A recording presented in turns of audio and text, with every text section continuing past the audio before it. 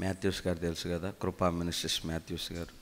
ఇంచుమించు 20,000 సంఘానికి కాపరి ఆయన పెద్దగా చదువుకోలేదు, పెద్ద తెలివి కలిగిన వాడు కాదు అని ఆయన చెప్పుకుంటాడు. దేవుడిచ్చిన తెలివి జ్ఞానం అది వేరే, మామూలుగా అయితే ఆయనకు అంత లేదు. కానీ ఇలాంటి ఒక కూటంలో 3,000 మందిలో వాక్యం విని ఆయన ఒక్కడు మండితే ఈరోజు 20,000 మందిని మండించాడు. అందుకే మనం ఏ కూడికను కూడా, ఏ ప్రార్థనను కూడా తక్కువ అంచనా వేయకూడదు. వాక్యము బలమైంది కనుక ఒక్క మాట ఒక్కరిని పట్టుకుంటే ఏమో రేపు పొద్దున ఈ జిల్లాని గడగడలాడించే ప్రార్థనా పరుడు మన ప్రశాంతే కావచ్చు. అరా నువ్వైతే కదిలిస్తావు, నమ్మకం ఉందరు నాకు. యేసునామములో చెప్పలేం దేవుడు ఎవరిని ఎలా వాడుకుంటాడో తెలియదు. ఇంకొక సాక్ష్యం ఏంటంటే, లైవ్లో ఉన్నవారు కూడా షేర్ చేస్తే అనేకులు ఈ వాక్యాన్ని వింటారు. అవకాశం ఉంటే షేర్ చేయండి. ఇంకొక సాక్ష్యం ఏంటంటే, ఒక దైవజనుడు చనిపోయి పరలోకం వెళ్ళాడంట. ఆయన అనుకుంటున్నాడంట, నాకు చాలా పెద్ద బహుమానం వస్తుంది, గొప్ప సేవ చేశాను నేను మీటింగ్ పెడితే 1,000 మంది వచ్చేవాళ్ళు, ఇట్లా చెప్పుకుంటా ఆయన ఫీల్ అవుతా వెళ్తూ ఉన్నాడు పరలోకంలో. దేవదూతలు అందరూ మౌనంగా ఉన్నారు. ఆయన వెళ్తుంటే ఇంకొంచెం ముందుకు వెళ్తుంటే పెద్ద బ్యాండ్ మేళం, బోరలు బ్యాండ్ మేళం వినపడతా ఉంది. ఈ పాస్టర్ గారు, నేను వచ్చినప్పుడు ఎన్ని వినపడలేదు, ఇప్పుడు వినపడుతున్నాయి ఏంటి, ఇప్పుడు స్టార్ట్ చేశారేమో లేటుగా అనుకొని వెనక్కి తిరిగి చూస్తే ఆ పాస్టర్ గారి సంఘస్థురాలు ఒక ముసలావిడ వస్తుందంట. ఆవిడకి దేవదూతలందరూ గ్రాండ్ వెల్కమ్ చెప్తున్నారు. ఇదేంద్రా, నేను బాప్తిసం ఇచ్చి నేను వాక్యం చెప్తే వినిన ముసలావిడికి ఇంతమంది గ్రాండ్ వెల్కమ్ చెప్తున్నారు, నన్ను ఎవరు పట్టించుకోవట్లేదంటే అని ఆయన అనుకున్నాడంట. చివరికి దేవుని దగ్గరికి వెళ్ళి అడిగితే దేవుడు చెప్పాడంట, నువ్వు ఇంత సేవ చేయడానికి, ఇంతమంది బాప్తిసం ఇవ్వడానికి, ఇన్ని సభలు పెట్టడానికి, ఇంత గొప్పగా నువ్వు వాడబట్టడానికి ఆవిడ ప్రార్థనే కారణమయ్యా అనిందంట. కాబట్టి ఎవరైనా ఒకరు ఆ స్థాయి వ్యక్తులు వస్తారేమో అని ఒక ఆశ, లేకపోతే నాకు ఓపిక ఉండి కాదు, మీకు పని లేక కాదు, మీరందరూ బిజీగా ఉంటారు నాకు తెలుసు. ప్రాముఖ్యంగా మీరైతే పని మానుకొని ఈ కూటంలో కూర్చోవాలని ఆశపడటం ₹1,00,00,000 మాట అంతే. యాశ గొప్పది. కాబట్టి దేవుని చిత్తం ఆయన సన్నిధిలో గడపటం ఆశీర్వాదం కనుకనే మనం ఆయన దగ్గరికి వచ్చాం. యవనస్తుల కోడికలో యవనస్తుల గురించి చెప్పడానికి చాలా విషయాలు ఉన్నా, ప్రతి సంవత్సరం మనం మాట్లాడుకుంటున్నా కొన్ని మాటలు జ్ఞాపకం చేసుకోవాలంటే, ఒక బిల్డింగ్కి పునాది ఎంత ముఖ్యమో, ఒక చదువుకి బేసిక్స్ అవి ఎంత ప్రాముఖ్యమో, మన ఆధ్యాత్మిక జీవితం కానీ, మన భవిష్యత్తు కానీ, మన జీవితం కానీ అది బహుగా ఫలభరితంగా ఉండాలి అంటే యవ్వన జీవితం చాలా ప్రాముఖ్యం. అర్థమైందా? యవ్వనస్తుడిగా ఉన్నప్పుడు కనుక మనం రాంగ్ స్టెప్ వేస్తే మన భవిష్యత్తు మొత్తం కన్నీటిమయం. అంతే. ఒకవేళ సర్దుకొని ఏలబడుతూ బతికేస్తే దానికి మనం చెప్పలేం. కానీ అనుకున్న ఎక్స్పెక్టేషన్స్ మాత్రం మనకు ఉండవు. నేను ఇలా బ్రతకాలి, నాకు ఇంత డబ్బు ఉండాలి, నాకు ఇంత పెద్ద ఇల్లు ఉండాలి, నాకు ఇంత ఉద్యోగం ఉండాలి, నా రేంజ్ ఇలాగ ఉండాలి. ఆ రేంజ్ యవ్వన కాలంలోనే ఆ పునాది వేసుకుంటే నీకు వస్తుంది, లేకపోతే రాదు. ఎందుకంటే ఈరోజున యవ్వనస్తులు ఎట్లా చెడిపోతున్నారో చూడండి. దానియేలు ఉన్నాడు. దానియేలు దగ్గరికి రాజు తాగే మద్యం తీసుకొచ్చారు. దానియేలు వద్దన్నాడు.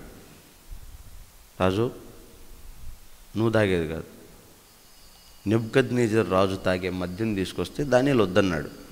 ఆయన భోజనం తీసుకొస్తే దానియేలు నిరాకరించాడు. కానీ ఈరోజు కుక్కలు కూడా ముట్టవు గుర్రాలకు కూడా పోయేరేమో, అంత భయంకరమైన పిచ్చి మందు. అలాంటి దాన్ని డబ్బులు ఇచ్చుకొని తాగుతున్నారు యవ్వనస్తులు, పిల్లలు. ఏది యవ్వనస్తులు కాదు, ఇంకా చెప్పాలంటే టీనేజ్. అది యవ్వనస్తులు కూడా కాదు, మామూలు యవ్వనస్తులు అంటే ఎప్పుడు 19 నుంచి 35 సంవత్సరాల లోపల యవ్వనస్తులు. 18, 19 నుంచి 17 ఏళ్ళ వయసులోనే వాడు స్టార్ట్ చేస్తున్నాడు. 12 నుంచేనంట తాగేస్తున్నాడు. దానియేలుకి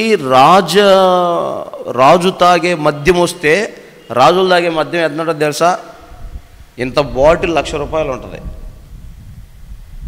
ఇంత చిన్న బాటిల్ ₹1,00,000 ఉంటుంది. ఇంత చిన్న బాటిల్ మన థమ్స్అప్ సీసా ఉంటుంది, ₹20 థమ్స్అప్ సీసా, అలాంటి బాటిల్ ₹1,00,000 ఉంటుంది మినిమం. దాని వాల్యూ చాలా విలువైంది. అది తాగితే అంటే లేనిపోని దాని గురించి ఏం చెప్పడం చండాలం, కానీ ఒక రకమైన ఆరోగ్యం, ఒక రకమైన అందము, ఒక రకమైన ఐదు కలుగుతుంది. కానీ ఇప్పుడు మనం తాగేది దెబ్బకే ముసలితనం వచ్చేస్తుంది, దెబ్బకే కిడ్నీలు పాడైపోతాయి, దెబ్బకే లివర్ పాడైపోయింది, దెబ్బకే మనిషి సచ్చూరుకుంటాడు, అంతే. అంత నీచం. ఆ రోజు దానియేలు నిరాకరించినందుకు దేశాన్ని ప్రధాని అయ్యాడు. ఈరోజు ఈ యవనస్తులు ఆ నీచమైన దాన్ని అంగీకరించినందుకు బండి మీద నుంచి, ఆటో మీద నుంచి, బస్సు మీద నుంచి బడి కాళ్ళు చేతులు ఎరగొట్టుకొని, తలకాయలు బాగొట్టుకొని సగం జీవితం మంచం మీద అయిపోతుంది. ఎందుకంటే వేస్ట్ లైఫ్. ఒక యవనస్తుడు కొంపలో ఉంటే, ఒక యవనస్తురాలు, ఒక యవనస్తుడు ఇంట్లో ఉంటే ఆ ఇల్లు ఎలా ఉండాలంటే స్వర్గసీమలాగా ఉండాల. నిజం. యవనస్తుడు ఉంటే అంటే తల్లిదండ్రి కృంగినప్పుడు కానీ, అన్నదమ్ములు బలహీనమైనప్పుడు కానీ, ఈ యవ్వనస్తుడు దేవుని వాక్యమును కలిగిన వాడైతే రేపుతాడట. ఎందుకంటే వాడికి వాక్యం తెలుసు. భయపడమాక, కృంగిపోవద్దు, అధైర్యపడొద్దని బలపరుస్తాడు. ఈరోజు సేవకుడి దగ్గరికి ఒక బలహీనుడు ఎందుకు వస్తున్నాడంటే, సేవకుడు గుండెల్లో సమృద్ధికి వాక్యం ఉంది, అందుకే ధైర్యం చెప్తాడు. ఏం కాదు పో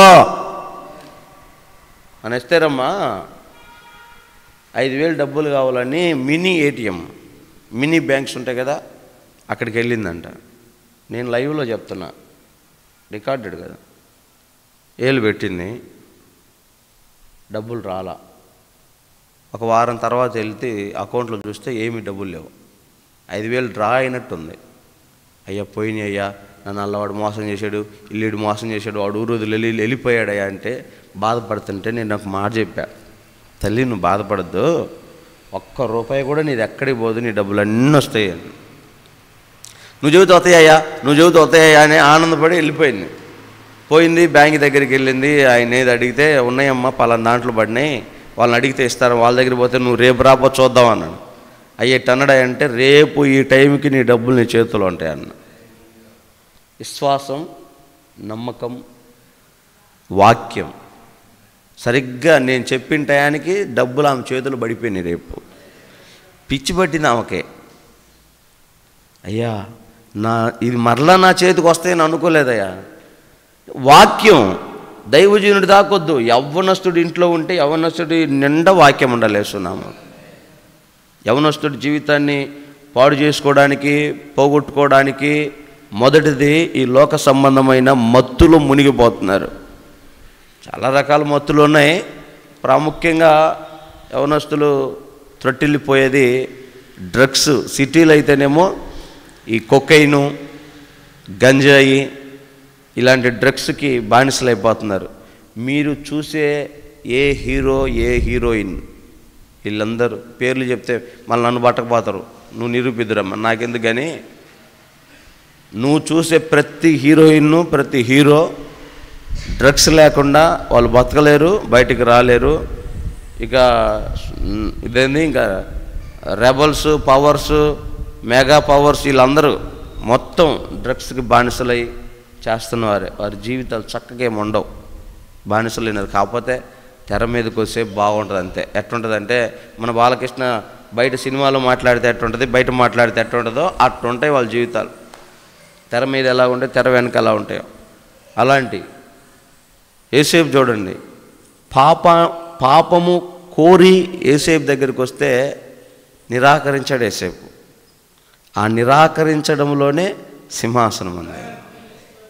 మేబీ ఆ క్షణాన యోసేపు పోతిఫరు భార్యతో కాంప్రమైజ్ అయిపోయింటే ఆ బానిస సంఖ్యలు తెగిపోయి 4 ఫ్లాట్లు, ఒక మంచి ఇల్లు, కాస్త ఒక్కరో పర్వాలేదురా అన్నట్టుకుండేవాడు. దొరికిన రోజు ముక్కలు నరికేయటమే. యోసేపుని అంత ఈజీగా వదిలిపెట్టరు. దొరికిన రోజు ముక్కలే. కానీ తన యవ్వన జీవితాన్ని కాపాడుకున్నాడు కనుక సింహాసనం కాదు, ప్రపంచానికి బోబెట్టిండు. సింహాసనం కాదు, ప్రపంచంలో కరువు వస్తే ధాన్యం ఎక్కడుందంటే ఐగుప్తులోనే ఉంది. ఎలారా సాధ్యం అంటే యోసేపుకు దేవుడిచ్చిన జ్ఞానముతో ధాన్యమును భద్రం చేశాడంట. ప్రపంచ ఆకలి తీర్చగలిగినాడు. అందుకే ఐగుప్తు నేటికి ధనవంతుల దేశంలో ఉంది. యోసేపు వేసిన ఒక్క ఆలోచన ఈరోజు వాళ్ళు నేర్చుకొని నేటికి వాళ్ళ ఆ ధనాభివృద్ధిని కలుగు చేసుకుంటున్నారు. అంటే ఆ రేంజ్ ఆశీర్వాదం ఉంది యోసేపు జీవితంలో.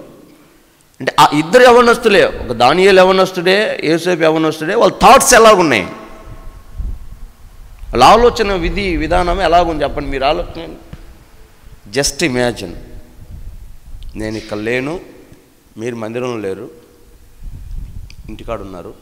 మీ ఆలోచనలు ఎట్లా ఉంటాయి? ఆడపిల్ల అనుకో, ఏ హీరోయిన్ చూస్తే ఆ హీరోయిన్ లాగా మారిపోవాలనిపిస్తుంది. మీకు కుదరలేదు కానీ ఒకవేళ ఇటు తిప్పేసేది అయితే ఎమ్మటే మారిపోతారు గంటకే. మా పురుషులైతే అద్దం దగ్గర పోయి నేనే ప్రభాస్ని, నేనే మహేష్ బాబుని, అన్నీ నేనే అనుకొని, అంటే ఊహలు. కానీ దేవుని పిల్లలైతే ఎలాగుండాలంటే దానియేలులాగా, యోసేపులాగా యవ్వన జీవితాన్ని కాపాడుకోవాలి. మన యవ్వనస్తులం, మన ఆలోచనలన్నీ ఎలాగుండాలంటే లగ్జరియస్ లైఫ్. మనకు లేక మనం ఆయన పాదాల దగ్గర ఉన్నాం కానీ వాస్తవాలు మాట్లాడుకుందాం. మనకు లేక ఆయన పాదాల దగ్గర ఉన్నాం కానీ డబ్బే కనుక సమృద్ధిగా ఉంటే మనం అసలు వింటాం ఆయన మాట? వినం, 100% వినం. మనకు డబ్బులు ఉంటే దొరుకుతామా? దేవుడు దొరుకుతామా? అసలు వాక్యం వింటామా? దైవజనులు లోబడతామా?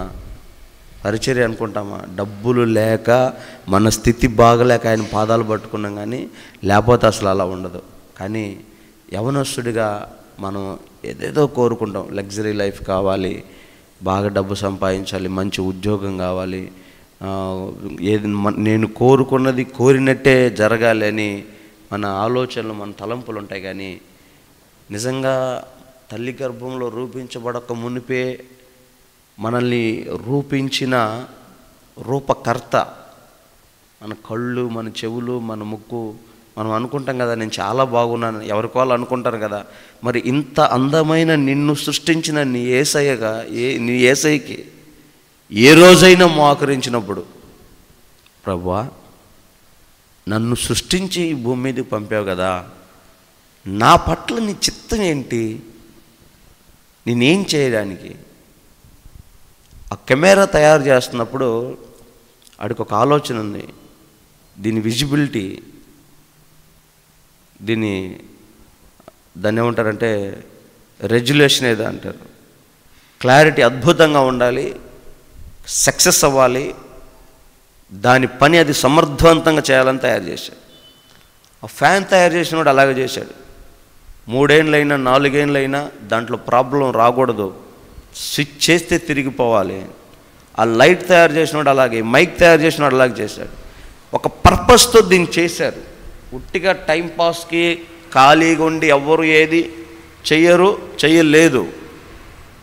ఆఫ్టర్ ఆల్ ఇలాంటి 100 కొనగలం, అలాంటి 1,00,000 కొనగలం, అలాంటి కోట్లు కొనగలం, ఆఫ్టర్ ఆల్ అవి.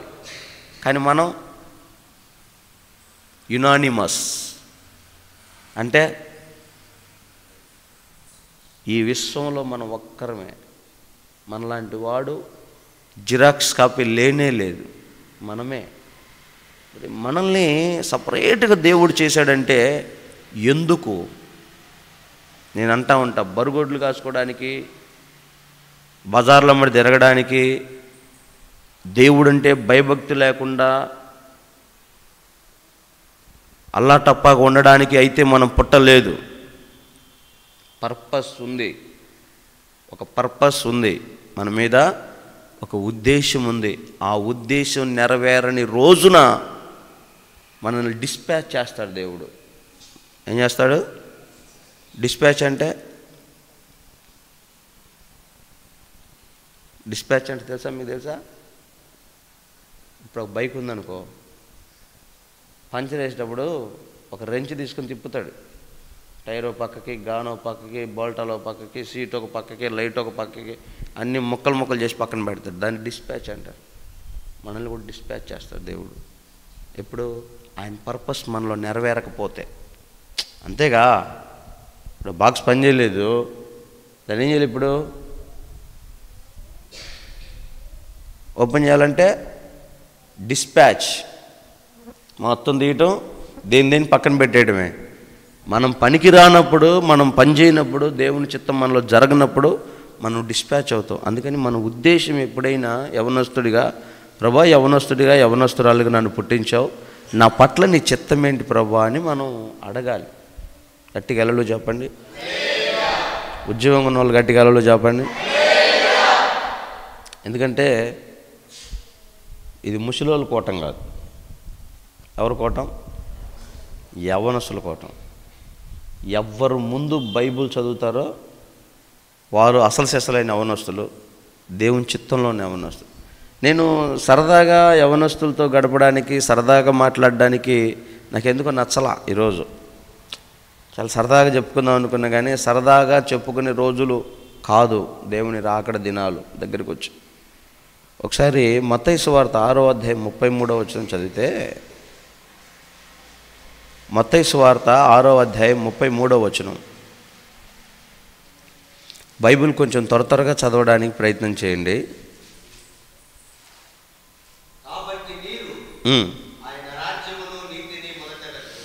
ఆయన రాజ్యమును నీతిని మొదట వెదకండి.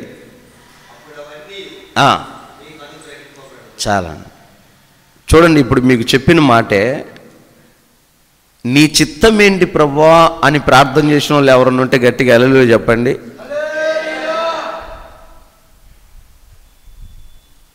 నేను కళ్ళు మూసుకున్నా, ఇప్పుడు చెప్పండి.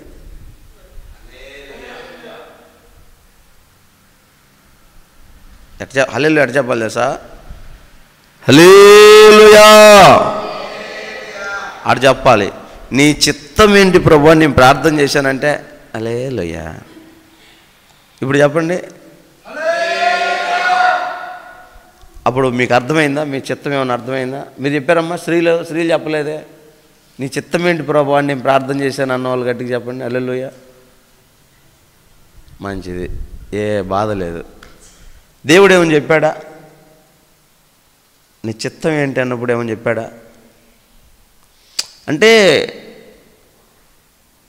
హ్యూమన్ బీయింగ్, మానవుని మనసు ఎంతసేపు నేను బాగా చదవాలి, ఫస్ట్ ర్యాంక్ రావాలి, నా పేరు ప్రతిష్టలు ఖ్యాతి దేశ సరిహద్దులు దాటాలి, కాలేజీ ఫీజు కట్టాలి, కాలేజీలో నేనే మొదట రావాలి, బాగా మన వ్యక్తిగతం గురించి నేను కోరుకున్నది జరగాలి, నా ఇష్టం నెరవేరాలని ప్రభు దగ్గర పాదాలు పట్టుకొని బ్రతిమాలుకుంటాం కదా, అవసరమైతే ఉపవాసాలు ఉంటాం కదా.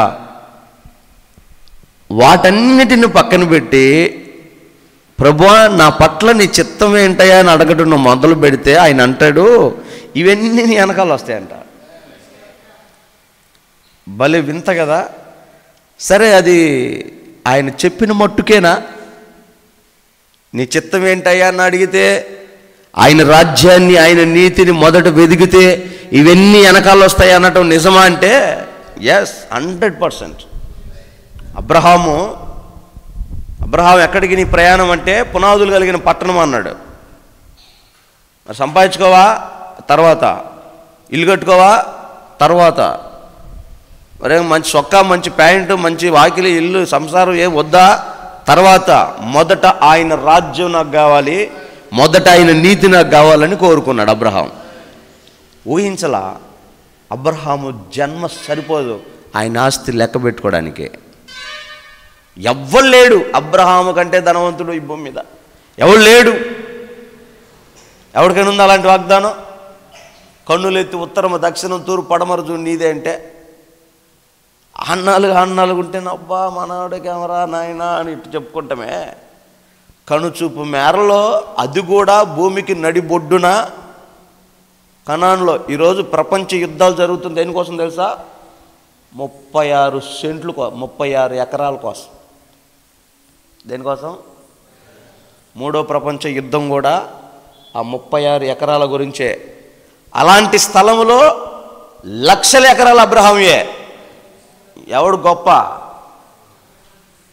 పోనీ ఎంత తెలివితేటలతో సంపాదించారంటే నా బొంద, నేను ఏ రోజు కూడా ₹1 డబ్బులు నా దానికోసం పెట్టలా. ఆయన రాజ్యాన్ని, ఆయన నీతిని ఎదికాను నేను ఫస్ట్. ఈ పిచ్చ జనాలు తెలియట్లేదు కానీ ఎర్రిగొర్రెలై ఊరిక దేశాల మట్టి పోయి ఆ పొగాశాల మట్టి పడి తిరుగుతున్నారు. కానీ ఆయన రాజ్యం, ఆయన నీతిలోకి వస్తే మొత్తం వస్తాయి. కావాలంటే మీరు లెక్క పెట్టుకోండి. పొగాకు పని అయిపోయే లోపు వామిటింగులకి, సెలైన్ బాటిల్కి, ఆ డబ్బులకి వాళ్ళు ఇచ్చే కూలికి సరాసరి అయిపోయా. తిండి లేదు, తిప్పలు లేదు. ఎంత నలిగిపోతుంది తెలుసా? నిద్ర లేకపోతే ఎంత నలిగిపోతుంది తెలుసా? ఎంత బలాన్ని కోల్పోతుంది తెలుసా? అది వాళ్ళకి అప్పుడు తెలియదు. కొంచెం వృద్ధాప్యంలోకి వచ్చిన తర్వాత తెలుస్తుంది. అప్పుడేమో మోకాళ్ళ నొప్పులు వస్తున్నాయా, కీళ్ళ నొప్పులు వస్తున్నాయా అని. సరేలే, ఇవన్నీ పడేది పెద్దోళ్ళేక, యవనస్తులు కాదుగా. వాళ్ళు సత్యో బతికో మనకు ఒక ముద్ద పెడతారుగా. మన ఊరి మీద పడి మా బావ ఒకడు ఉండేవాడు, జూనియర్ ఎన్టీఆర్ ఉన్నట్టు ఉంటాడు. మా తాత తిడుతున్నా, ఒరే ఆంబోతు తిరుగుతుంది, నువ్వు తిరుగుతున్నావురా ఊరి మీద, ఏమితో ఒక్క పనన్న చేయరా అంటూ ఉంటాడు. ఎప్పటికీ అట్లా తిరుగుతున్నాడు. మా తాత చెప్పింది 1999లో, ఇప్పటికి 25 సంవత్సరాలు ఇప్పటికీ అట్లా తిరుగుతున్నాడు ఊరి మీద పడి. గడుస్తుంది, కాలం గడుస్తుంది అట్లా. అంతేగాని నన్ను పెంచి పెద్ద చేశారు, తల్లిదండ్రులు చేశారన్న థాట్ ఆయన మనసులో లేదు. దేవుని వాక్యం ఏం చెప్తుందంటే మొదట మీరు వెదకాల్సిందే ఇది. కొంతమందికి ఏది ముందు ఎత్తుక్కోవాలో తెలియదు. ఏం తెలియదు? ఏది ముందు వెతుక్కోవాలో తెలియదు. వెనకది ముందుది వెనక వేసుకోకూడదు. ముందు ప్యాంట్ వేసుకొని పైన టైర్ వేసుకుంటాడు ఎవడన్నా? వేసుకుంటాడా? ఏది ముందు ఎత్తుక్కోవాలో తెలియదు. మళ్ళీ ఎవరని చెప్తే నీకేం తెలుసు అని అనుకుంటాం. అనుభవ జ్ఞానం చాలా గొప్పది. చదువు సంధ్యల కంటే అనుభవ జ్ఞానం చాలా గొప్పది. అందుకే పెద్ద తలకాయ లేకపోతే ఎద్దు తలకాయని పెట్టుకోమంటారు. సామెత పుట్టింది. అనుభవ జ్ఞానం పెద్దదే. కాబట్టి యవనస్తులుగా మొదట మనం ఆయన నీతిని, ఆయన రాజ్యాన్ని వెతికినప్పుడు దేవుడు ఎన్ని మనకు అనుగ్రహిస్తాడంట. మనకి ఏది మేలో దేవుడికి తెలుసు అంట. మనకి ఏది మేలో ఎవరికి తెలుసు? మన అయ్యకి మన అమ్మకి తెలియకపోవచ్చు, మామకి తాతకి అమ్మమ్మకి తెలియకపోవచ్చు. నిన్ను పుట్టించి నిన్ను సృష్టించిన నీ యేసయ్యకి నీకు ఏది మేలో ఆయనకు తెలుసు. నమ్మితే గట్టి చప్పట్లు కొట్టు.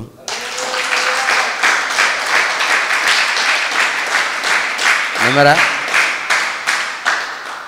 నిజంగా నమ్మారా? నీకు ఏది మేలో యేసయ్యకు తెలుసు. అందుకే మనకు మేలైన ఆయన చేస్తాడంట. నేను ఈ మాట చదివినప్పుడు, అయ్యా మరి నాకు నడుము నొప్పి మేలా నీకు మేలా అంటే 100% మేలు. నాకు మేలు. నేను గర్వంగా అతిశయంగా పైన చెప్పట్ల, దేవుడు నా అంతరంగాన్ని చూస్తున్నాడు. నాకు ఈ నొప్పి మేలు. లేదంటే ఈ నొప్పి సమయంలో రాకుండా ఉంటే నా పరిస్థితి ఎక్కడ దాకా వెళ్ళేదో అది ఇంకంతా భగవంతుడు తెలుసు. ఎస్, నాకు మేలు జరిగింది ఈ నొప్పి. ఈ నొప్పితో నేను దేవుడికి ఎంత దగ్గర అయ్యానో నాకే తెలుసు. నాకు మేలు జరిగింది. నువ్వు చెప్పగలవా నీ జీవితంలో నీకు ఏది మేలని? పోనీ ప్రభు అసలు మేలైంది ఏదయ్యా యవనస్తులు కోవటం ఈరోజు, యవనస్తుడికి ఏది మేలే అంటే పరమగీతాలు 3వ అధ్యాయం 12వ వచనం ఆయన చూపించాడు నాకు. విలాప వాక్యాలు, క్షమించండి, విలాప వాక్యాలు 3వ అధ్యాయము 27వ వచనం.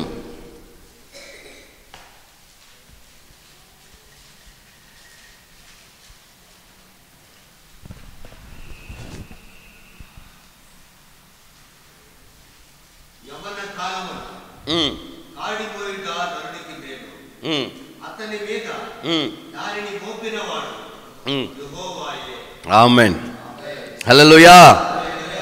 యవన కాలమైన నరుడికి ఏది మేలంట? కాడి మోయిట మేలు. ఏంటి ఆ కాడి అంటే అన్ని రెఫరెన్సులు చెప్తే చాలా టైం అవుతుంది. మత్తయి సువార్త 11వ అధ్యాయం 28వ వచనంలో ఉంటుంది. చదువు, అది కూడా చదువు, క్లారిటీ వస్తుంది.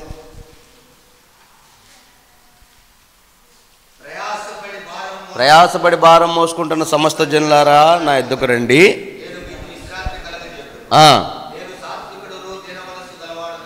గనుక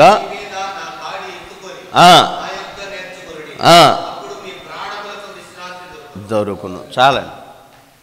కాడిలో, ఆయన కాడిలో నెమ్మది, విశ్రాంతి ఉంది. అందుకే యవ్వనస్తులకి ఏదిరా మేలు అంటే ఆయన కాడి మేలు. ఆ కాడి పెట్టినవాడు నీ దేవుడే. ఆ కాడి మన మీద ఉండాలి. కాడి లేకపోతే, ఇప్పుడు ఫర్ ఎగ్జాంపుల్ అండి, ఒక ఎద్దు రోడ్డు మీద ఒంటరిగా వెళ్తుందనుకో, ఎద్దుల గురించి అవగాహన ఉన్నోడు ఎవరికైనా ఇది ఎవరిదో తప్పిపోయింది, దారి తప్పిందండి. అదే కనుక దాని మీద కాడి ఉందనుకో, అప్పుడు వాడేమనుకుంటాడు, ఇది ఏ యజమాని కిందో పనిచేస్తుంది, దీనికి ఎవరో యజమానుడు ఉన్నాడు అని తెలుస్తుంది. కాడి మన మీద పెట్టినవాడు దేవుడు. ఎందుకు పెట్టావయ్యా కాడి అంటే నెమ్మది ఇవ్వడానికి, సమాధానం ఇవ్వడానికి, తృప్తి కలిగిన జీవితం ఇవ్వడానికి కాడి పెట్టాడు. ఏంటి ఆ కాడి? సువార్త అనే కాడి, పరిశుద్ధత అనే కాడి, భక్తి అనే కాడి. యవనస్తుల మీద దేవుడు పెట్టిన కాడి ఏంటంటే సువార్త, పరిశుద్ధత, భక్తి, ప్రార్థన. ఇవి మన మీద పెట్టిన కాడి. దీన్ని మనం మోస్తున్నామో, మన మీద ఉందో తీసి పక్కన పెట్టామో మనం ఆలోచించుకోవాలి. ఈ 24వ సంవత్సరం జనవరి 26వ తారీఖున దేవుడు మనకిస్తున్నటువంటి ఈ హెచ్చరిక మాటలు జ్ఞాపకం చేసుకోవాలి. గట్టిగా హల్లెలూయా చెప్పండి. హల్లెలూయా. యవ్వనస్తుల మీద దేవుడు కాడిని పెట్టాడు. నీ మీద కాడి ఉంది, నా మీద కాడి ఉంది, నీ మీద కాడి ఉంది. నీ కాడిని నువ్వు మోస్తున్నావా, పక్కన పెట్టావా? మోస్తే సువార్త, మోస్తే పరిశుద్ధత, మోస్తే ప్రార్థన, మోస్తే ఉంటాయి. మోసేవాడు మోకరిస్తాడు, మోసేవాడు ప్రార్థన చేస్తాడు, మోసేవాడు బైబుల్ చదువుతాడు, మోసేవాడు విధేయుడవుతాడు, మోసేవాడు భక్తి చేస్తాడు, మోసేవాడు సువార్త చెప్తాడు. మోసేవాడికి నశించిపోతున్న ఆత్మలు కనపడితే ఒక రకమైన అట్రాక్షన్ కనపడుతుంది. కొవ్వొట్టినోడికి కళ్ళకు కనబడే వేరే. అర్థమైందా? యవనస్తులు కాబట్టి కొంచెం గట్టిగా చదువుతున్నా. అమ్మా, కొవ్వొట్టిన వాళ్ళ కళ్ళకి వేరే కనపడతాయి, కాడున్నోడికి ఏం కనపడతాయి? కాడి లేని ఎద్దు చూడు, మతం బట్టి తిరుగుతుంది ఊరంతా. కాడున్న ఎద్దు మర్యాదగా దొడ్డికి వెళ్తుంది, పొలానికి వెళ్తుంది, దొడ్డికి వెళ్తుంది, పొలానికి వెళ్తుంది. యజమానుడు అక్కర్లేదు, కాడి ఎత్తటి మాల్సం స్ట్రైట్గా పొలానికి వెళ్తుంది. మళ్ళీ కాడి పెట్టడం మాల్సం స్ట్రైట్గా. ఇది నగ్న సత్యమే కాదు, దేవుని వాక్యం కూడా. యెషయా గ్రంథం 1వ అధ్యాయంలోనే, మీరు చదవక్కర్లేదు, ఇంక అన్ని చదువుకుంటూ బదిలేటే పోద్ది. సొంత వాడిని దొడ్డి ఎరుగును. మరి నీ సొంతవాడు, నీ యజమానుడు, నీ దేవుడు నీ మీద పెట్టిన కాడి ఉందిగా, మరి ఆ కాడి ఏమైంది? నీ మీద ఉందా? తీసి ఇసిరి పడేసావా? నువ్వేం వెతుకుతున్నావు? ఆలోచన చేయి. తిమోతిలకు రాసిన 2వ పత్రిక 2వ అధ్యాయము 22వ వచనం చదవండి.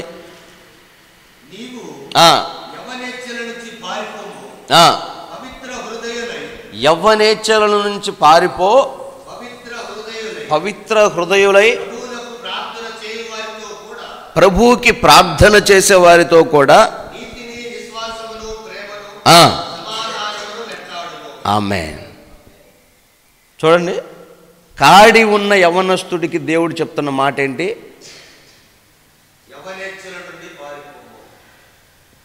ఏంటి యవ్వనేచ్ఛలు అంటే?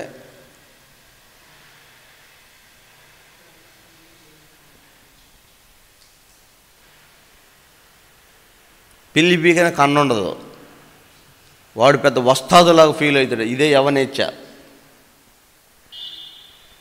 పిల్లి పీకనంటే పిల్లి పట్టుకుంటే కండ దొరకదు, వాడికి ఎముకలే ఉంటాయి, కానీ వాడు వస్తాదులాగా అంతలో మగోని నేను కొట్టేస్తాను అంటాడు ఈ సినిమాలు చూసి. దీన్నే యవ్వనేచ్ఛ అంటారు.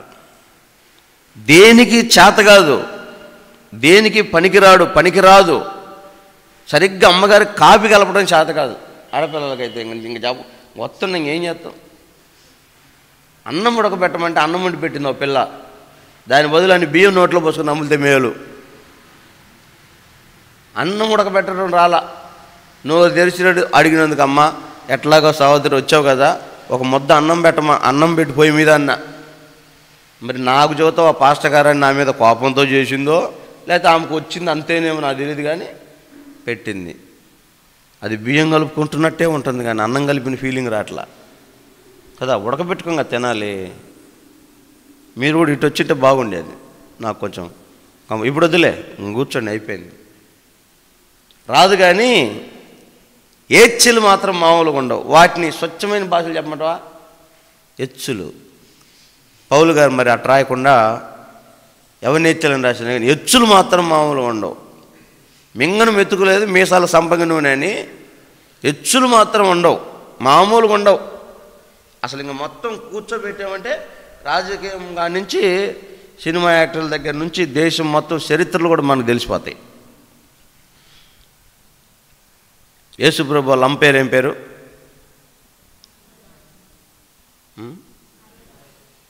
మరియమ్మ వాళ్ళ అమ్మ పేరు ఏం పేరు?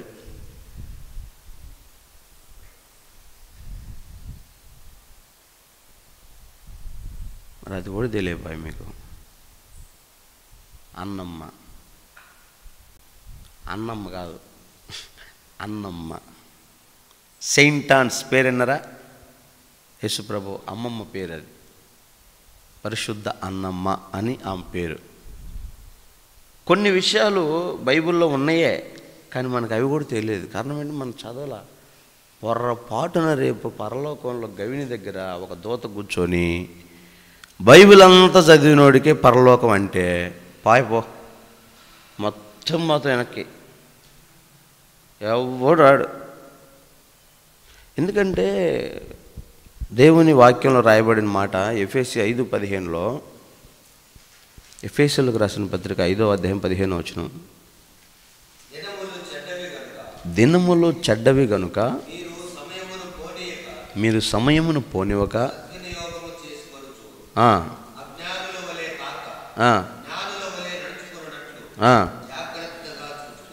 చాలండి. దినములు చెడ్డవి గనుక, ఆ మాటను మీరు కొంచెం ఆలోచించాలి. దినాలు చెడ్డవి, మంచి రోజులు కాదు కనుక సమయమును పోనివద్దు. మంచి రోజులు కాదు అంటున్నాడు, సమయమును పోని. అదే మంచి రోజులైతే సమయం పోనివచ్చా అంటే దాని సారాంశం ఏంటంటే ఈ దినాలు మీ సమయాన్ని నాశనం చేస్తాయి.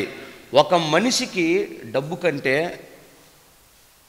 వయసు కంటే సమయం విలువైంది. అర్థమైందా? టైం పాస్కి సెల్ చూసినా, టైం పాస్కి క్రికెట్ ఆడినా, టైం పాస్కి టీవీ చూసినా, టైం పాస్ చేసిన వాడు ద్రోహి, నా దృష్టిలో వాడు హంతకుడితో సమానం. అసలు 12 గంటలు సరిపోవట్ల, పిచ్చెక్కిపోతుంది. ఒక్క వీడియో ఎడిటింగ్ చేసేసరికి 25 నిమిషాలు పడుతుంది. దేవుని వాక్యం 10 మందికి పంచుదామని. ఇప్పుడు ఎంతలో మొగోడికైనా 12 గంటలేగా.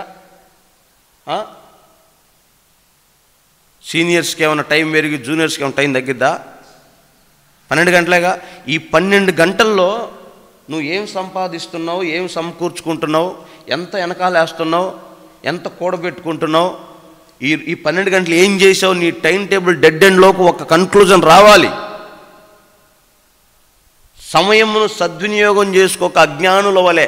సమయాన్ని పోగొట్టుకునేవాడు ఎవడో? ఎర్రోడు, అజ్ఞాని, పిచ్చోడు, మెంటలోడు. ఆడికి తెలియదు అసలు 24 గంటల సినిమాల చుట్టూ, సీరియల్ చుట్టూ, పేకాటకాయల చుట్టూ, జెండా చెట్టు కాడ, టీ కోట్ల కాడ, సీరియల్ కాడ, ఈ ఉంటాయి చూసావా రోడ్డు పక్కన చప్టాలు, ఆ పక్క ఈ పక్క మురుగునీళ్ళు పోయి బ్రిడ్జీలు, ఆడ పెడతారు వ్యవహారాలు. అర్ధరాత్రి 11 గంటలకు వాళ్ళు రాబట్టని చెప్పినట్టు చెప్పాలంటే చెప్పుతో కొట్టాల.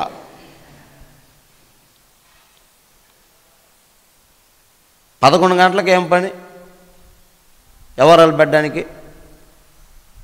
ఏముంటాయి అంతలో రాజకీయాలు? తినో ముద్ద పండుకోక ప్రార్థన చేసుకోకూడదు? మా గురించి చేయకూడదా? నిద్ర పట్టలేదు, మోకాళ్ళ మీదకి రా, ప్రార్థన నడిపింపు రాలేదు, బైబిల్ చదువు, అది కూడా రాలేదు, కూర్చొని పాటలు పెట్టుకో. నేను దేవుడు నీకు సహవాసం ఇచ్చాడు, ఆ సహవాసంలో కొన్ని పాటలు ఇచ్చాడు, ఆ పాటలన్నీ నేర్చుకో, బట్టి పట్టు. 100 కారణాలు లేవా? పాస్టర్ గారి వాక్యం విను. సరే, జాన్సన్ అన్న వాక్యం నీకు అర్థం కాలేదు. జాన్పాల్ వాక్యం విను. జాన్పాల్ వాక్యం నీకు అర్థం కాలేదు. జాన్వేషుల వాక్యం విను. జాన్వేషుల వాక్యం నీకు అర్థం కాలేదు. జాన్ పీటర్ తిను. ఎవరి నీకు అర్థం కాదు, దేవుని వాక్యం చదువు. అంతకంటే ఇంకేముంది? సమయాన్ని వ్యర్థం చేయడానికి 100 మార్గాలు ఉన్నాయి. ఇవన్నీ సైతాను గడేసినయే. మీరు గుర్తుపట్టండి, మారు మనసు పొందండి. యవ్వనస్తులకు ఎందుకు ఇంత లోతుగా చెప్తున్నానంటే, యవ్వనస్తుడు మోకరిస్తే సైతాను మోకాళ్ళు వణుకుతాయి యేసునామములో. ఎందుకంటే మన మీద దేవుడు కాడి పెట్టాడు. మనం మోకరించామంటే పడతాయి వాడికి, అంతే. ముసిల్ది ప్రార్థన చేసేది ఓపిక లేక, బయటికి పోని తిరగని చేతగాక, వ్యవహారాలు చెప్పుకోలేక, ఊరేగటానికి రాక మోకాల మీదకి వస్తూ స్తోత్రం నాయన సూతయ్యా అంటుంది. మనం తిరగగలం, పాపం చేయగలం, పరిగెత్తగలం, లోకాన్ని ఆశించి లోకం వైపు వెళ్ళగలం. కానీ వాటిని వద్దనుకొని మోకరిస్తున్నాం. మన మొర దేవుడు వింటాడు. అద్భుతాలు జరుగుతాయి యేసునామములో, జరుగుతాయి. మనం మోకరిస్తే నీ జీవితంలో జరుగుతాయి, నీ కుటుంబంలో జరుగుతాయి, నీ సేవలో కూడా జరుగుతాయి. ప్రార్థనకు ఆ శక్తి ఉంది, అందుకు మొరపెడుతుంది, పండుకొని మూలుగుతుంది. ఎందుకయ్యా అంటే ప్రార్థనకు ఆ బలం ఉంది. అందుకు మనం ప్రార్థన వెనకేయకూడదు. ఆల్-నైట్ ప్రార్థన విషయంలో కానీ కొన్ని విషయాల్లో ప్రార్థన ప్రార్థన ప్రార్థన. ఆయన అంటాడు, అగస్టిన్ అయ్యారు ఆయన పేరు, ప్రార్థనే నా ఊపిరి, ప్రార్థనే నా ప్రాణం అంటాడు. అంటే దాని ఊపిరి అంటారు. ఆ శ్వాస నిశ్వాసాలలో స్తుతి స్తోత్రం లేకపోతే ఆయన చచ్చిపోతారంట. బహుశా దీన్ని ఎంజాయ్ చేశాడు కాబట్టే యేసన్న గారు ఆ మాటని పాటగా మలచగలిగాడు. యేసయ్యా నీ నామస్మరణయే నా శ్వాస నిశ్వాసలాయను, శాశ్వతమైనది నీతో నాకున్న అనుబంధము, మరువలేనిది నాపై నీకున్న. యేసయ్యా నా శ్వాస నిశ్వాసలే నీ నామస్మరణయే.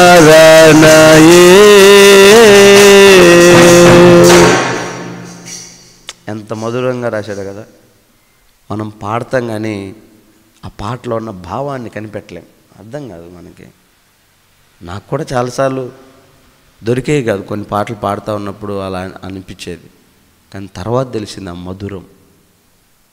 శ్వాస నిశ్వాస కూడా యేసయ్య నామస్మరణే, స్తుతి స్తోత్రమే శ్వాస నిశ్వాసలు అయిపోయింది అంటే ఆయనకి. ముషిలోడికి 66 ఏళ్ళు యేసన్న గారికి, ఆయనకే అట్టయితే యవ్వనస్తులు మనకి ఉండద్దా?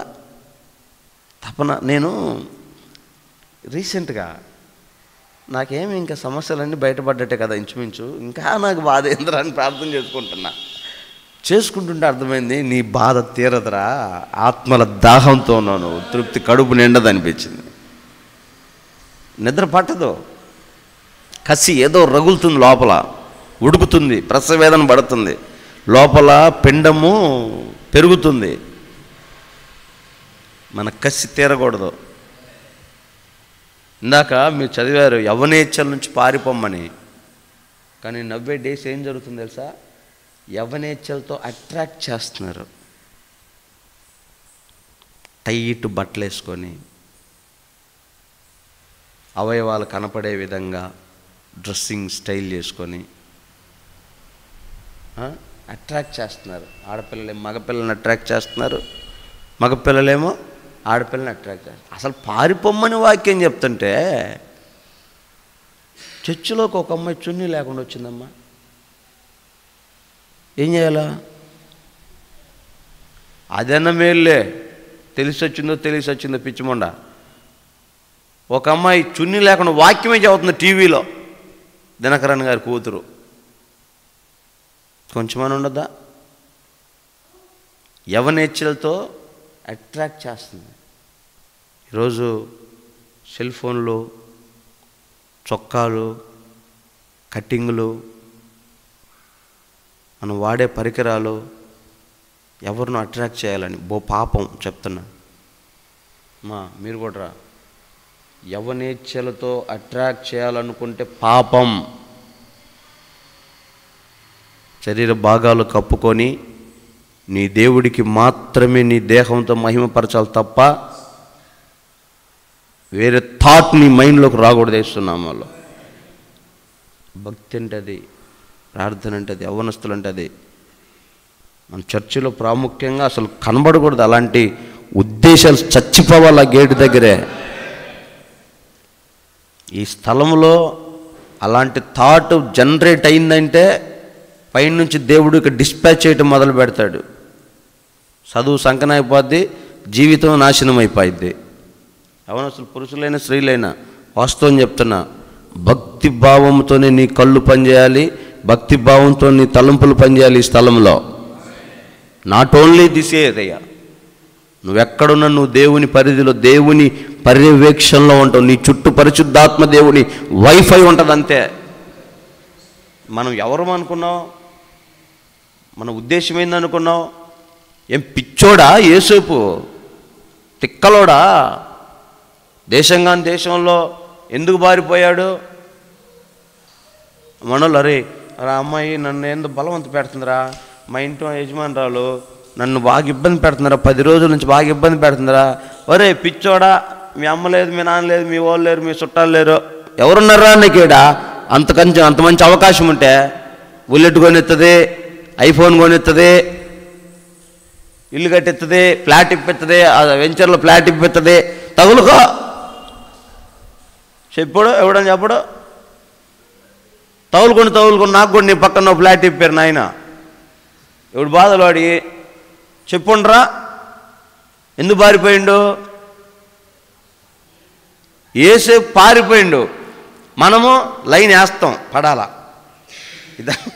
ఈ దారిలో వస్తుంది, పడాలా, పడకపోతే మనమే పడేయాలా. ముందు వాడు పడతాడు, తర్వాత మనల్ని పడేస్తాడు. ఇంకా రికార్డులు చేస్తాడో, వీడియోలు చేస్తాడో, ఏం చేస్తాడో, మన తుక్కు వదలు కొడతాడు. అందుకు పౌలు దినములు చెడ్డవి అని చెప్పింది. ఎందుకంటే రోజులు బాగాలేవు. నువ్వు చక్కగుంటేనే ఎదుటో నాశనం చేస్తున్నాడు. మనమే వంకరైతే ఆ మాట చదువన్నా అవకాశం ఇయ్యొద్దు అంటాడు.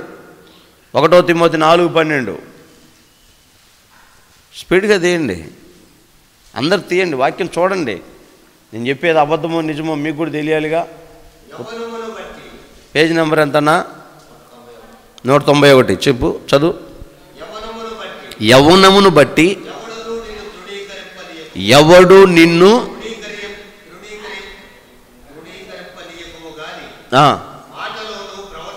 మాటలో, ప్రవర్తనలో, ప్రేమలో, విశ్వాసములో, పవిత్రతలో. బా, నేను తప్పు చెప్పానా? అర్ధరాత్రి 11 గంటలకు రోడ్డు మీద ఉంటే ఏమనుకోవాలా? మహేష్,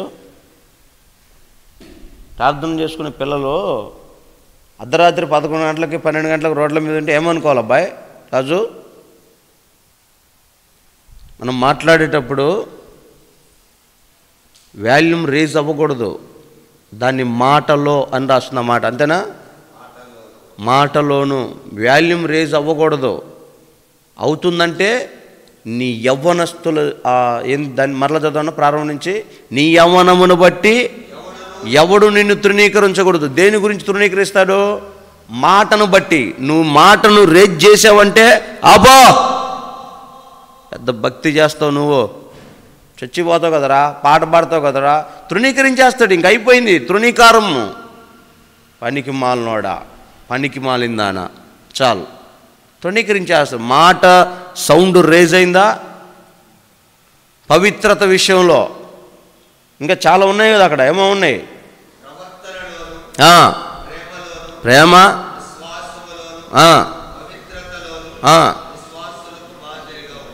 అది ఒక model.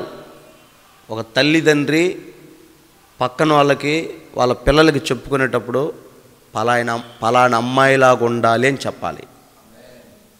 That is Christianity youth. అది యవ్వనస్తుడు, క్రైస్తవు నమ్ముకున్న యవ్వన బిడ్డ అట్టడి బతికి 18 ఏళ్ళకి చచ్చిపో, సూపర్. 18 ఏళ్ళకి 19 ఏళ్ళకి చచ్చిపో, సూపర్. ఇక్కడ పొడిచేది ఏమీ లేదు. పిహెచ్డీలు చేసి ఏం లేదు.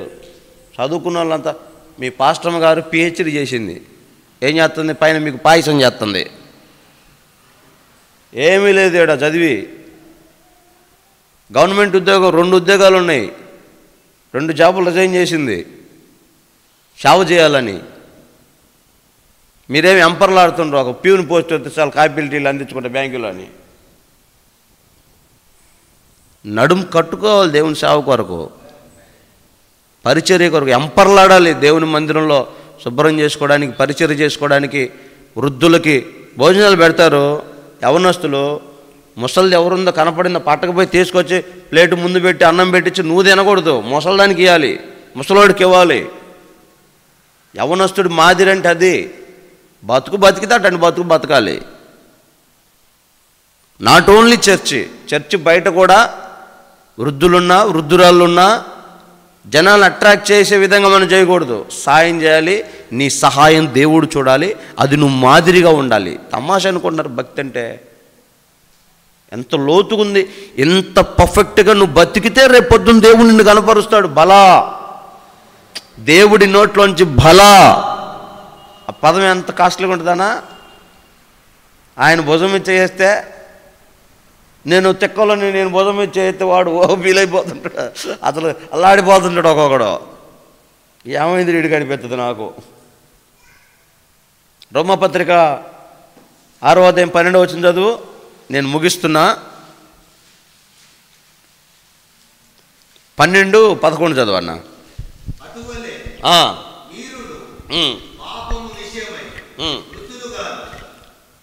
12వ అధ్యాయము రోమాపత్రిక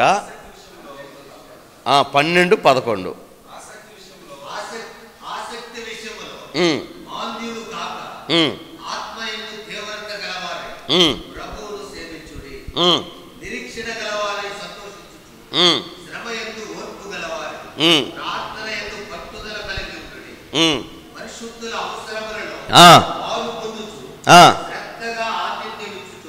చాలండి అమ్మా. ప్రతి యవ్వనస్తుడికి, ప్రతి యవ్వనస్తురాలకి అపోస్తలుడైన పౌలు గారు రాస్తున్నటువంటి మాట, ఆసక్తి విషయంలో మందము అంటే సోమరితనం, ఓకే, మాందులు కాక పట్టుదల. ఈ మాట పట్టుకోండి, పట్టుదల విషయంలో మాందులు కాక, ప్రార్థనలో మాందులు కాక. అక్కడ ఇంకో మాట ఉంటుంది చూడు, తీవ్రత గలవారై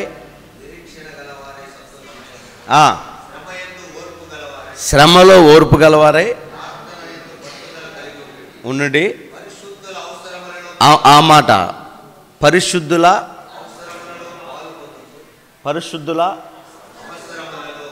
అంటే దైవజనుల అవసరతలో ఏమవ్వాలి? పాలు పొందాలి. దైవజనులు బట్టలు తొక్కుంటున్నారా? నేను మిండేస్తానక్క. దైవజనుడు మందిరం జిమ్ముకుంటున్నాడా? అన్న నేను జిమ్ముతానన్నా. దైవజనుడు కోటానికి వెళ్తున్నాడా? అన్న నేను బాక్స్ పట్టుకుంటా అన్నా. ప్రతి దాంట్లో దైవజనుడు కోటాలు పెట్టుకుంటాడా? అన్న ఇదిగో నా పరిచర్య, ఇదిగో నా వంతు, ఇదిగో. దాని తర్వాత పరిశుద్ధుల అవసరతలో పాలు పొందొచ్చు. ఆతిథ్యం ఇవ్వాలంట. గౌరవం. పెద్దవాళ్ళు వచ్చినప్పుడు, దైవజనులు వచ్చినప్పుడు మంచం మీద కూర్చున్నా, కుర్చీలో కూర్చున్నా ఒక్కొక్కడికి కెంటాలు ఉంటుంది కొవ్వు. అంటే లేవాలని నేనేదో పెద్ద ఇదని నేను చెప్పట్లేదమ్మా. వాక్యం వాడే పెద్ద పరిశుద్ధుడు అయిపోయినట్టు, ఇంకా ఈ ప్రపంచకంలో ఊరు లేనట్టు చూసాములే చాలామంది. అందుకే నీ బతుకాయిడ్చింది ఆడ 24 గంటల కుర్చీల్లోంచి లేచేది లేకుండా లేడు. సరే వచ్చినోడు మంచోడో చెడ్డోడో తెక్కలోడో పరిశుద్ధుడో తర్వాత సంగతి. మాట పాస్టర్ గారు అని పేరు పెట్టుకొని వచ్చిందిగా, సరే కనీసం రా పాస్టర్ గారు కూర్చో అని కూడా తెలిసి కూడా అది చాలా తప్పు. అర్థమైందా? ఆ విధంగా మనం ఉండకూడదు. మన యవ్వనస్తులుగా దేవుడు మనకిచ్చింది ఏంటంటే, మనం ఎత్తుకున్న కాడి, సువార్త అనే కాడి విషయంలో పట్టుదల కలిగి ఉండాలి. ప్రార్థన అనే కాడి విషయంలో పట్టుదల కలిగి ఉండాలి. ఈ పరిచర్య చేసే విషయంలో పట్టుదల కలిగి ఉండాలి. ఇంకా మనం ఎత్తుకునే కాడి ఒక మాటలో చెప్పాలంటే, ఫిలిప్పీలకు రాసిన పత్రిక 3వ అధ్యాయం 10వ వచనం చదవండి. ఏ విధము చేతనైనా, ఆ మాట చూడండి అమ్మా. అన్న పేజీ నెంబర్ చెప్పన్నా. 121 180. ఏ విధము చేతనైనా కలగాలని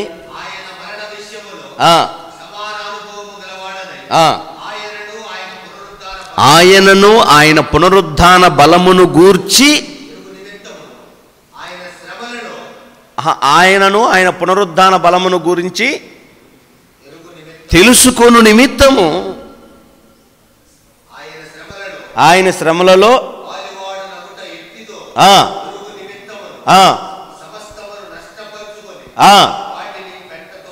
బా బా బా బా యవనస్తుడా, లైవ్లో ఉంటున్న యవనస్తుడా, యవనస్తురాలా, you have a job, you have a property, you have a money. What is it? అది ఏదైనా పెంటతో సమానంగా ఎంచుకున్నాడంట పౌలు. కలిగిన లాభాన్ని, వ్యాపారం ఉందో, ఉద్యోగం ఉందో, ఆస్తి ఉందో, ఐశ్వర్యం ఉందో, టాలెంట్ ఉందో, వరం ఉందో, ఏముందో,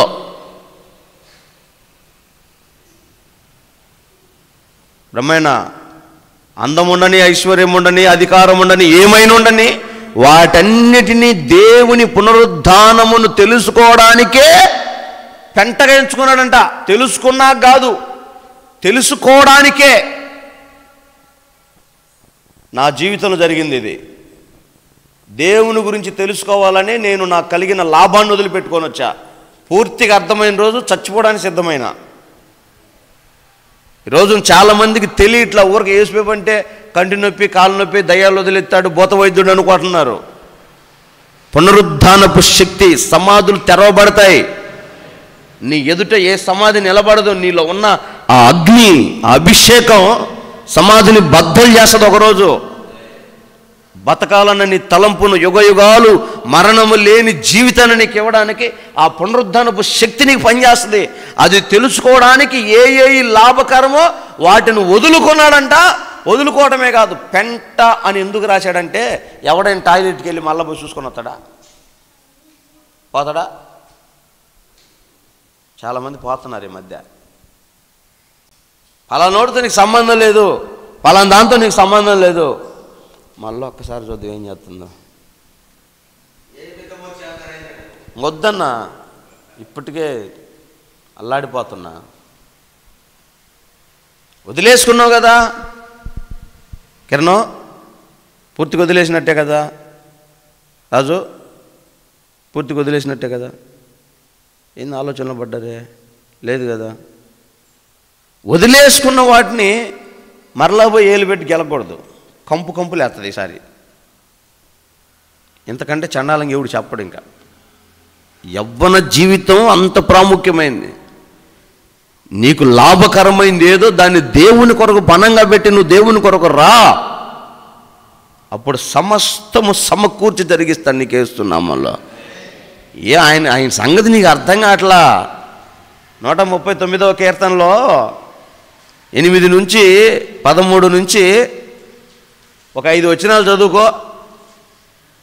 కీర్తనల పుస్తకం 139వ అధ్యాయము 13వ వచనం నుంచి చదువుకో.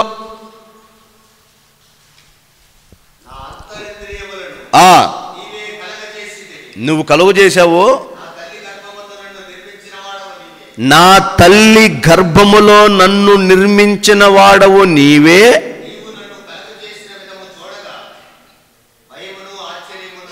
ఇక్కడ ఒక్క నిమిషం ఆగన్నా.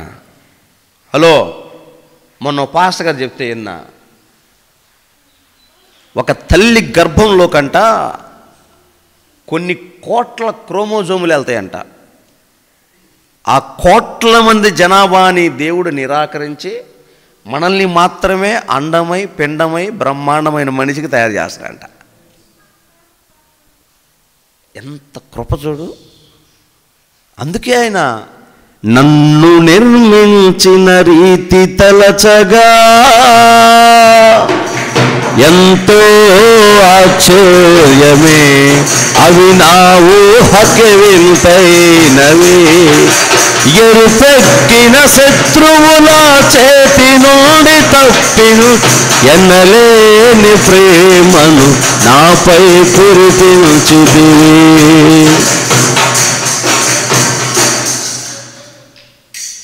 నా స్తుతుల మీదనే నువ్వు ఉండయ్యా ఎప్పుడు. తల్లి గర్భములో నన్ను రూపించిన విధము చూడగా భయం ఉనికిపోయిందంట దావీదు. పండుకొని ఊహించుకొని ఉంటాడు, గుండెలో దడబుట్టింది. ఇమాజినేషన్ మీ మొక్కలకి ఎప్పుడన్నా చేశారా? దేవుడితో కనెక్టివిటీ రావాలి మనకి. వచ్చామా, స్తోత్రం చెల్లిద్దామా, కొట్టుకున్నామా, అయిపోయిందా, వెళ్ళిపోయినామా, ఏమన్నా దర్గా ఏడు కూర్చుంది ఏదో పోయినమా, తిన్నమా, మళ్ళీ వారం వచ్చిందా, బైబిల్ ఏదిరా, దుమ్ము. ఇవాళ పాట అట్టయినా సరే పాడాలి, ఎరగదీయాలి అట్నే దేన్ని. ఇదేనా ఆ రిలేషన్షిప్? వద్దు, ఉండద్దా దేవుడితో? ఎప్పుడైనా ఊహించావా ఆయన్ని? ఊహించారా దేవుణ్ణి? సామర్థ్యాన్ని, బలాన్ని, ఆయన తెలివితేటల్ని ఊహించారా? చూస్తారా? చదవనా? నా తల్లి గర్భమందు నన్ను నిర్మించిన వాడవు నీవు,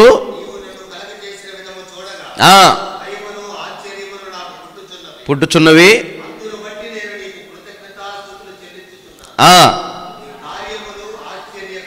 నీ కార్యములు ఆశ్చర్యకరములు, నాకు బాగుగా తెలిసి ఉన్నది. నేను రహస్యమందు పుట్టిన నాడు,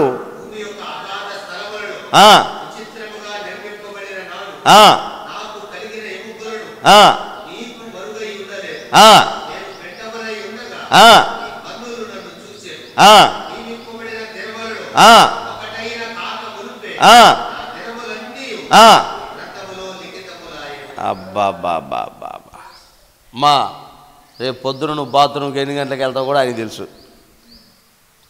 నీ తల్లి గర్భములో పిండము అంటే ఇంత చొక్క, కోన్ని కోసినప్పుడు లోపల పొట్టలో గుడ్లు ఉంటాయే, అంత గుడ్డై ఉన్నప్పుడే నీ ఎముకల స్ట్రెంగ్త్ ఆయన తెలుసంట. ఎవడైనా నీ తల వెంట్రుక లెక్కించగలడా? ఆయన దగ్గర లెక్కను చూసుకోపోయి ఎన్ని ఊడినే కూడా చెబుతాను నీకు. తమాషా అనుకుని వేసిపోబంటే భక్తి ఏంది? ఎవరు మీ సొంతమైనట్టు దేవుడు అంటే పాపం చేసే వాళ్ళ గురించి రాయబడిందండి. నిజంగా అది నిజమో కాదో నాకు నిర్ధారణ లేక నేను చెప్పట్లేదు, కానీ అసలు ఆ బుక్ చదివి 2 రోజులు నిద్రపోవాల నేను. ఇంత పుస్తకమే అంత పుస్తకం, నరకానికి పిక్నిక్ అనే ఒక పుస్తకం ఉంది. పౌడర్ పూసుకునే వాడి దగ్గర నుంచి ఉంది దాంట్లో సంగతి మొత్తం పాస్టర్లు ఎక్కువ మంది ఉన్నారన్న. వ్యభిచారుల గురించి రాసిందన్నా, వాళ్ళు భూమి మీద పుట్టకుండా మేలు, వ్యభిచారులకే శిక్ష. భూమి మీద పుట్టకుండా మేలు. ఊహ ఎంత భయంకరంగా ఉంటే నిజం ఎంత భయంకరంగా ఉంటుందో ఆలోచన చేయండి. తల్లి గర్భములో ఉన్నప్పుడే చూసిన దేవుడు. ఆయనకు భయపడి బతుకుదాం. ఆమేన్. ఆయనకు భయపడదాం, ఆయనకు లోబడదాం. నీ మీద ఒక కాడి ఉంది. యవనస్తుడా తమ్ముడు, నీ మీద కాడి ఉంది. అది సువార్త అనే కాడి, పరిచర్య అనే కాడి, పరిశుద్ధత అనే కాడి, ప్రార్థన అనే కాడి. ఇంకా చెప్పాలంటే ఆయన పునరుద్ధానమును గురించి తెలుసుకునే కాడి అది. పౌలు గారికి ఉన్నట్టు ఆయన పునరుద్ధాన బలం ఎట్టిదో ఎరగాలని మొత్తం పెంచుకున్నాడంట. తీసిన వికెట్ మొత్తం. అయ్యా నువ్వు సెనహెటరీ సభలో సభ్యుడు అయ్యా అంటే ఏంటిది? సెనహెటరీ సభలో సభ్యుడు అంటే పార్లమెంటు మెంబరు. అమెరికాలో సెనహెటరీ అంటారు. అమెరికాలో ఇప్పటికి కూడా సెనహెటరీ అంటారు. మనకైతే పార్లమెంట్ అంటారు. పార్లమెంటు సభలో సభ్యుడు అంటే మినిమం రాజ్యసభ సభ్యుడన్నా అయి ఉండాలి, ఎంపీ మెంబర్ ఆఫ్ పార్లమెంట్ అన్నా అయి ఉండాలి. అంటే పార్లమెంట్ అంటే 5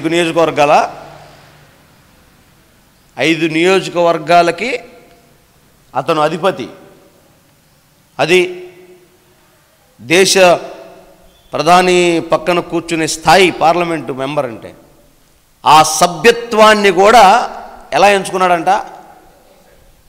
వీడికి అసలు దిక్కు లేదు జనాల్లో. మా ఎమ్మెల్యే గారు అసలు ఆడేవాడు తెలియదు, ఈడేవాడు తెలియదు, తిరుగుతా ఉంటాడు సుబ్బయ్య తిరిగినట్టు. ఎవడు పడుచుకోడు. అయినా అదొక ఆనందం. అట్ట బతుకే ఎందుకు మనకి? దేవుడు ఉన్నాడు, రాకడ దగ్గరకు వచ్చింది. క్లియర్గా దేవుడు చెప్తున్నాడు నువ్వు ఎలా ఉండాలో. యవనస్తురాలా మరలా చెప్తున్నా, దేవుని కనుదృష్టిలో నుంచి తప్పించుకోవటం అసంభవం. ఆయన దెబ్బ కొడితే గాయం పెద్దగా అవుతుంది.